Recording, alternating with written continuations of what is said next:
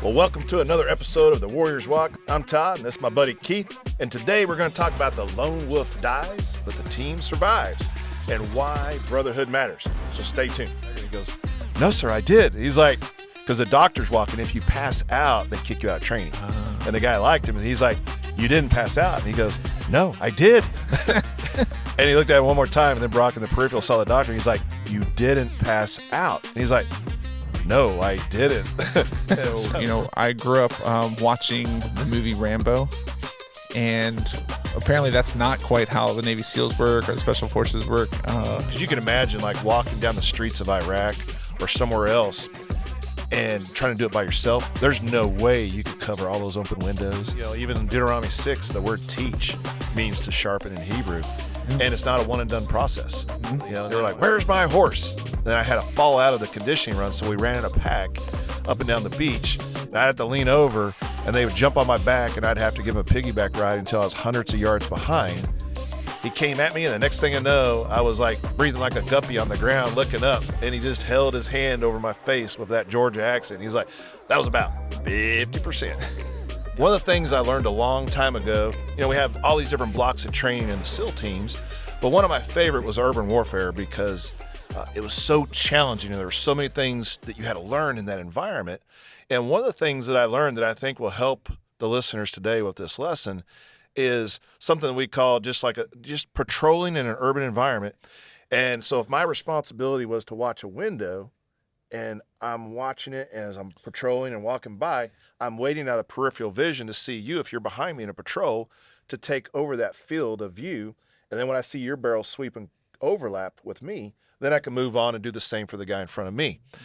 And as I was thinking about the importance of just that coverage and as a team, because you can imagine like walking down the streets of Iraq or somewhere else and trying to do it by yourself, there's no way you could cover all those open windows effectively. I mean, you're setting yourself up for disaster. Mm-hmm. But when you have a team, like, you can cover those blind spots and you can protect each other. And I was thinking about how important it is for us to do the same for each other as brothers, and for our ladies listening, for sisters, spiritually. Like, we need someone to watch our back.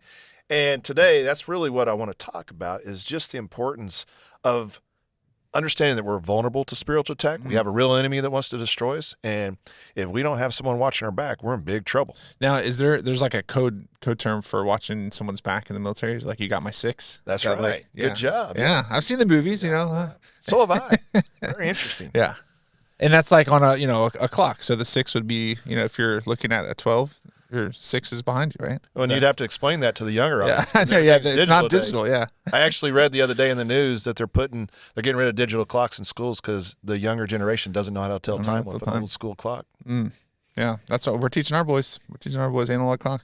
Sweet. Yeah. Maybe a sundial. Sundial. Yeah, there you go. Yeah, we're not quite there. I don't even know if I could do a sundial. Good stuff. Maybe a survival tip down the road. For sure. So now you have some cool stuff with just how we can overlap our brotherhood, like just caring for each other, is what we're going to be talking about today. But one of those things that we see, like in Proverbs 18:1, is the danger of isolation. Mm-hmm. And so, I grew up watching the movie Rambo, and apparently that's not quite how the Navy SEALs work or the Special Forces work. It's not just a lone ranger, one guy walking in. Anybody that wants to stay alive. Yeah, anybody that wants to stay alive. And so with that, we see that there's a tactic of Satan of trying to isolate us to get off by ourselves, so that we don't have that strength in numbers. And two examples that I think of that, kind of an object lesson I've shown my boys. It's like when we're out around a fire or something like that, I'll take one of the embers out of the fire and put it off to the side, and it's like, hey, just watch how fast this one burns out. This one will just fizzle out a lot faster because it's not in the group of the fire.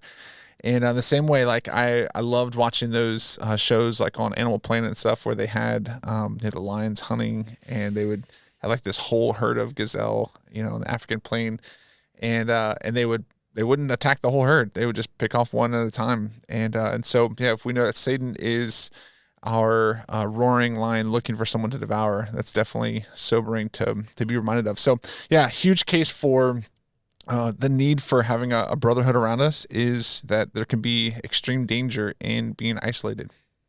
Amen.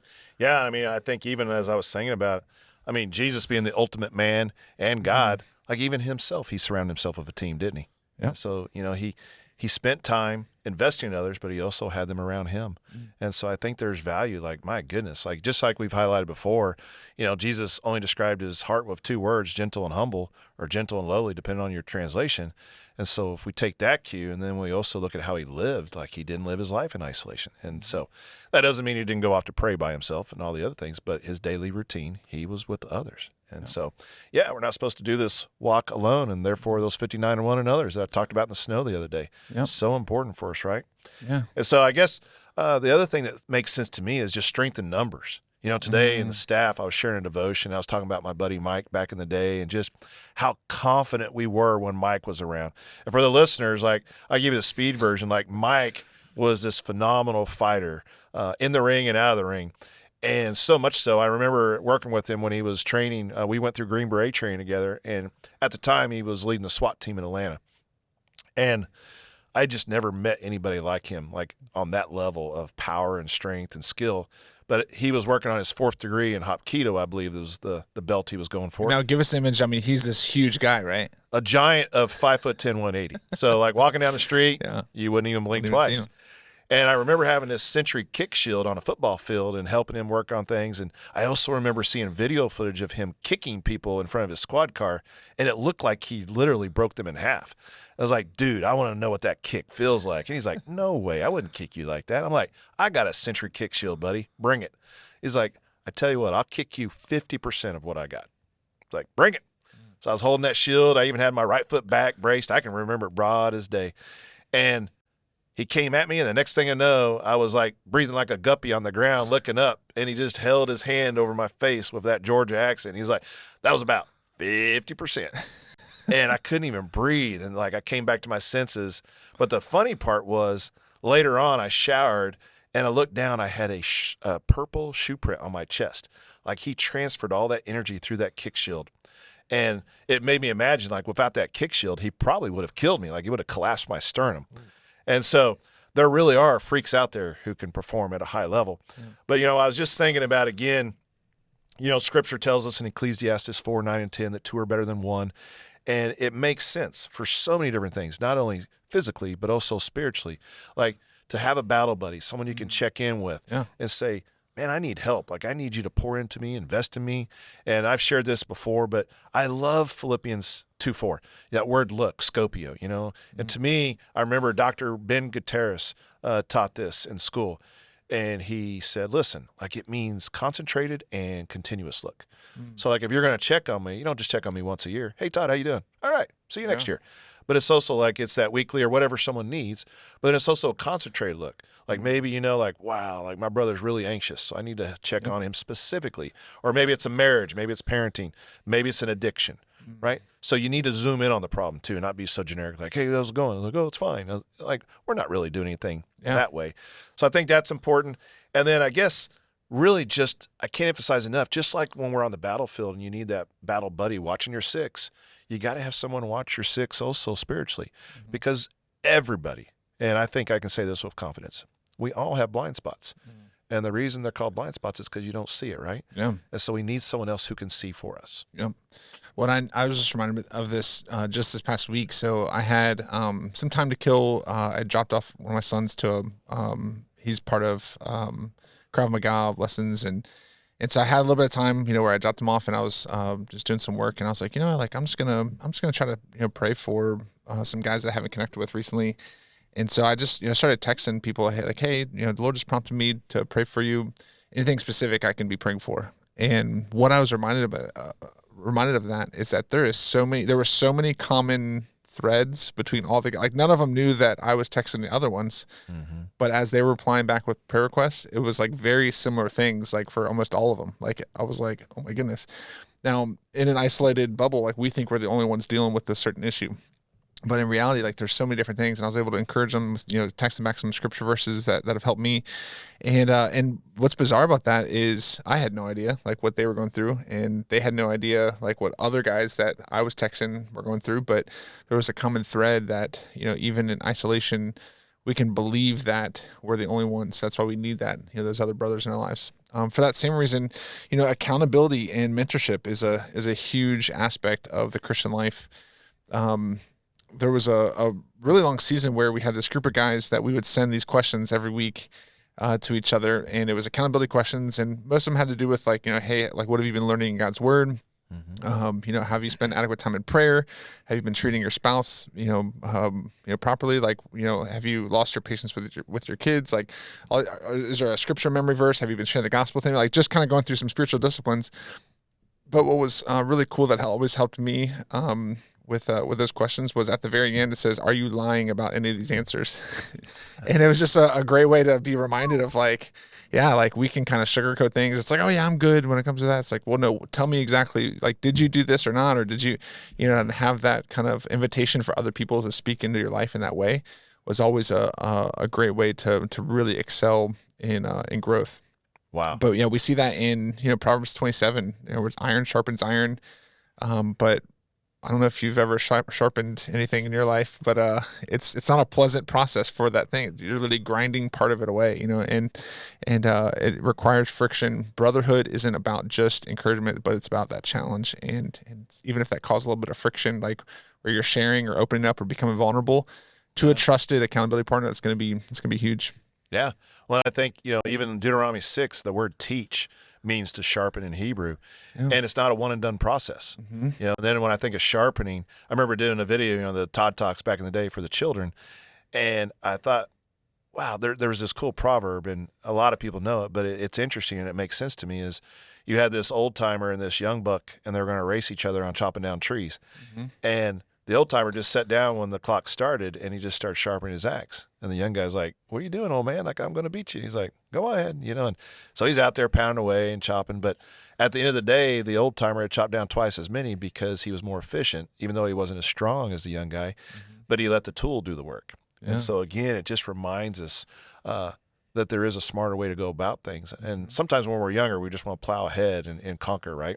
Yep. And then I think the parallel is, even when we go through BUDS, Basic Underwater Demolition SEAL School, and a lot of people know about it now. It was kind of cool back in the day when, there was no internet. And, I remember my family, I think we talked about this a long time ago. It was so cool because my family, no one had a clue. And they're like, "Do you work at SeaWorld? We don't know what you do." And I was like, close enough. It was just too hard to explain at the time because there was no books, there's no internet. And so anyway, it was a lot of fun. But one of the things they emphasized was the importance of a swim buddy. And so if you and I were out of an arm's distance, we'd get hammered. You could not ever be anywhere without your swim buddy within arm's distance. You should be able to grab me at any second. And so that was emphasized, and to the point now where, matter of fact, last week I took some dudes out and we were skiing, and it was horrible conditions. It was rain and nasty and all this, and the snow was more like Velcro. But I got lazy towards the end because I'm so used to looking over my shoulder. If I walk with my family, I'm always looking over my shoulder to make sure they're near. It's like on patrol. But I was doing the same thing on the ski slope. I was jetting down, having fun. But I was I just got to look over. And I do that all the time. But I got lazy towards the end of the day. I'm probably getting a little tired. And I looked over my shoulder and I caught an edge and I ate it hard. I smacked the back of my head. And I was laying there, embarrassed because it's been a while since I fell. But as I was laying there, I was like, so that's why people wear helmets. Yeah, I was going to say, you wish you had a helmet. Yeah. Oh, I paid for it the next day. I think I pulled a lot of parts on that one fall. Yeah. But it is important, that we need to be willing to challenge each other so that we can excel. And ultimately, rather than excel, just to remain faithful. Yeah. So important. Yeah. Well, and oftentimes we look at things and sometimes we think success is just surviving. And I think with an accountability partner, with someone that you're being mentored by and that you're mentoring other people, that's how you can actually thrive in your relationship with the Lord. Oh, yeah. So be a mentor, find a mentor. And that's definitely a way that we can hold each other accountable to living the Christian life. And that was, before you move on from that, I remember when I taught survival in Kodiak, Alaska, I had so much fun doing it. But I was trying to teach the guys, listen, Boy Scouts can survive. I want you guys to thrive. I want you to get to a point where you can actually have fun. And one of the examples, and I don't remember if we shared this on a podcast or it's just you and I rambling, but I remember one day, walked away legendary status in a snow cave because they're all in there kind of sucking their thumbs and they're cold and everything. And then I just carved a big circle in the snow. and kind of scoop it out. And then I take out a couple Ziplocs and I make a graham cracker crust. Then I have my cheesecake mix, stir it all up and pour it in there. 5 minutes later, I'm cutting slices with my knife and handing out cheesecake. And they're like, we're not worthy. So you're actually enjoying this. Yeah. You're welcome. Yeah. So you can have fun. And I think even the other day when I was flying, I went actually to surprise my mom for her birthday. And I remember a comment, someone looked down, in that terrain below us and was like, man, I wouldn't want to be down there. And I was thinking just the opposite. I was like, man, that would be cool to be down there. Yeah. So that perspective, right? And it goes back to, are you prepared? Yeah. Like if you're prepared, you see things differently. Yeah. For sure. Now, I remember when I used to race as a teenager, race BMX bikes, and we would, practice on tracks even before the race, and we would time ourselves, because BMX racing is just a full-out sprint. The whole thing, from start to finish, you're just sprinting to the end, and it's very short. I mean, it's a long track, but it's not like a marathon run or like it's over in like a minute or so, and so what I always remember, what I thought was fascinating to our discussion today, is I would time myself running the same track and I would pedal as hard as I could. And I'd be like, man, I hit every single, turn and jump and everything like in the perfect way. I was like, this is my best time. And in the race, I would always do better. And I was like, the only difference is that I'm right next to someone. Yeah. And like having someone else that's actually right next to you, like in a race, actually speeds you up. Like it just, I don't know what it is mentally, but like for me, it was my fastest times were always when I was in an actual race, even if I never could even hit those, in practice time. And in the same way, like we want to do things together, and it's not like we're competing like in a race, but we're always challenging each other to be closer to Jesus and to live out the one another's that we've talked about before. Yeah, that reminds me, you're sharing that too, and that go flashback into Buds. When I went to Buds, I was actually a pretty decent runner. That was one of my strengths, and so much so the instructors recognized it, and so they would pick on me. And I remember one of them, his nickname was The Rock. And then the other one, Uncle Phil, we called him. And so I won't dime out their full names just in case they're still covert out there somewhere. But, or actually, it wasn't The Rock, it was the Animal. So he's this great big guy, And they would just say this phrase, and I had to respond immediately. They were like, where's my horse? And then I had to fall out of the conditioning run. So we ran in a pack up and down the beach. And I'd have to lean over, and they would jump on my back, and I'd have to give them a piggyback ride until I was hundreds of yards behind. And it was really hard to catch back up on my own because they would like jump in the ambu or something like that, the ambulance, and then I'm working hard to get back with the pack.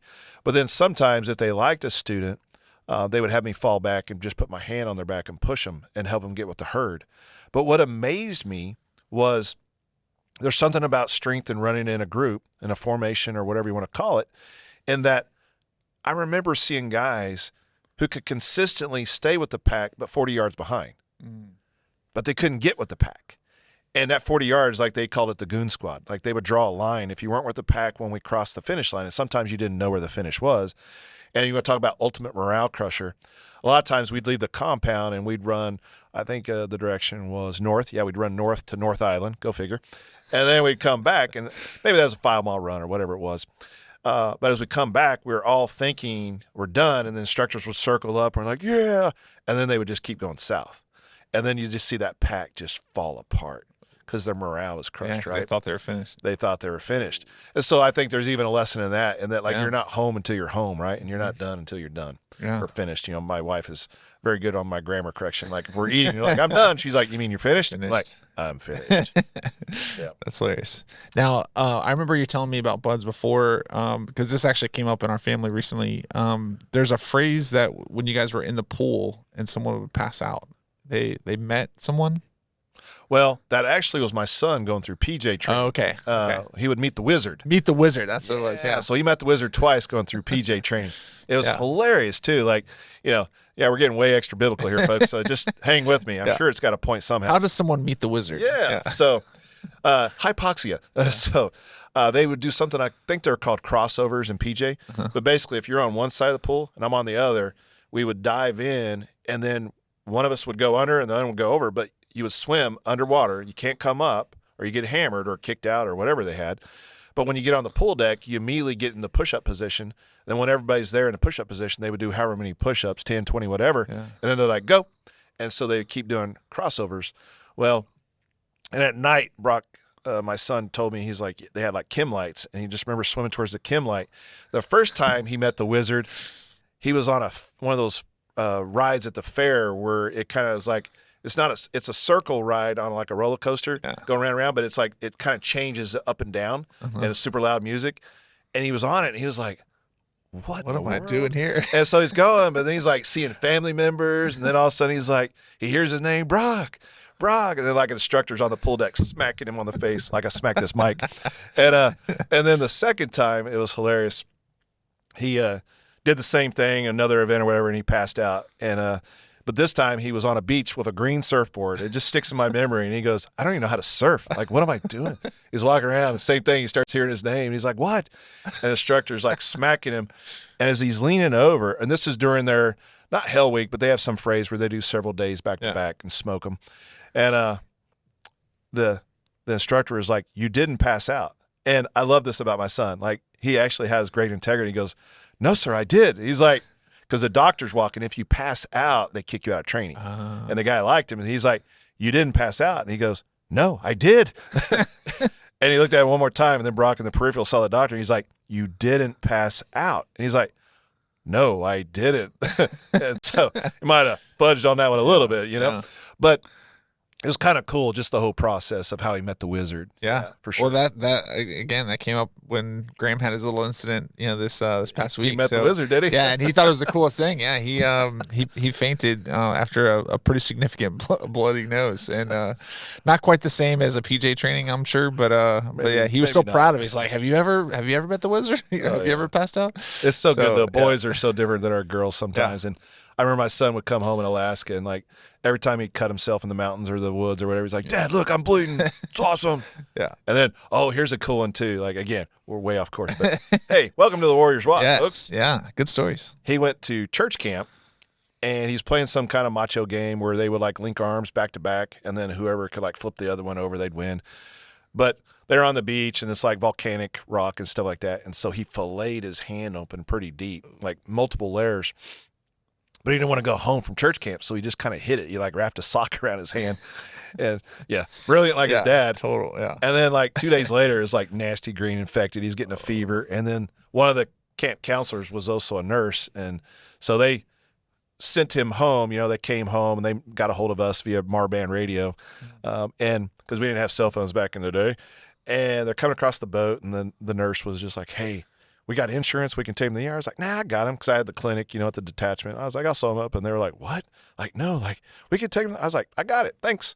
And so I put him in the car, and I get him to the clinic there at the det. I said, all right, son, you got a choice. It's going to hurt if I numb you up, but I got to clean it out before I stitch you up. And so do you want me to shoot you up and get it all numbed up with some lidocaine, or do you want to just go for it? And he's like, let's just go for it. So I was all right. And I think I scrubbed like once or twice. And he's like, his face was turning green. He was trying to be so macho. And he's like, would you like me to? He's like, yeah, I think you better numb it up, Dad. And so he was so proud of that scar. Yeah, I'm sure. Yeah. Now you have a survival tip when it comes to our topic today of, just having a battle buddy. Yeah. And so this one's a little different in that when we talk about normal survival tips, starting a fire and medical, water and all that stuff. But a lot of times people, I think they foolishly go into survival training in situations by themselves. And I think there's great wisdom in training physical survival, just like spiritual survival with a buddy. And so like you and I going out on an overnighter to practice skills so that if one of us does get hurt or get sick, you got someone to take care of you, right? Yeah. And this obviously crosses over to our spiritual walk too. And that we know, just like you illustrated earlier with the lion hunts, and who they hunt on the isolated, the weak, the sick. And I think also it's a reminder for all of us who are believers to check on our brothers and sisters.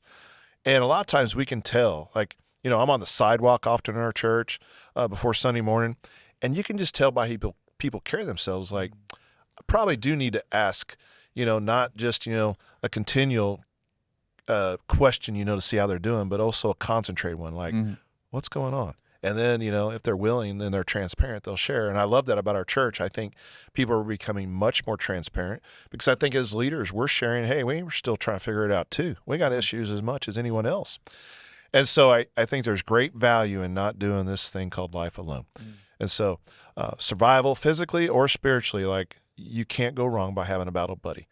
And I would also encourage the listeners, if you're in our local area and you know who you are, tomorrow, Well, yeah, when this airs on Friday, tomorrow at 8:30, we're going to have a men's breakfast, and we're going to get around, and we're actually going to dive deeper into this topic called discipleship and how to be a good battle buddy. So I would say also, if you're listening today, Keith and I, we love doing this, and we want to encourage you. It's a joy. But one of the things we've learned is that just a small percent subscribe. And I get it. Like, I watch these podcasts too, and I'm like, interesting, and I move on. But what I've also learned from Keith, because he's all over social media, he knows this kind of stuff, he studied it and researched it, is that if you subscribe, it actually helps this content be seen by so many more people. And our hope is to spread the gospel through this. I know, again, the Warriors Walk, but I tell you what, as much as it's the Warriors Walk, and a lot of people will probably visit this website or this podcast thinking that it's going to be about guns and knives and stuff like that, ultimately, we need to know as believers, we are in a war and we have a real enemy. And so we would love for you guys to help us get the message out, to help other believers be equipped so they can know how to get on that battlefield and to be effective for the kingdom of God. So we appreciate you listening, and we hope you'll do just that you'll subscribe. So until next time, stay in the fight, and we'll see you soon.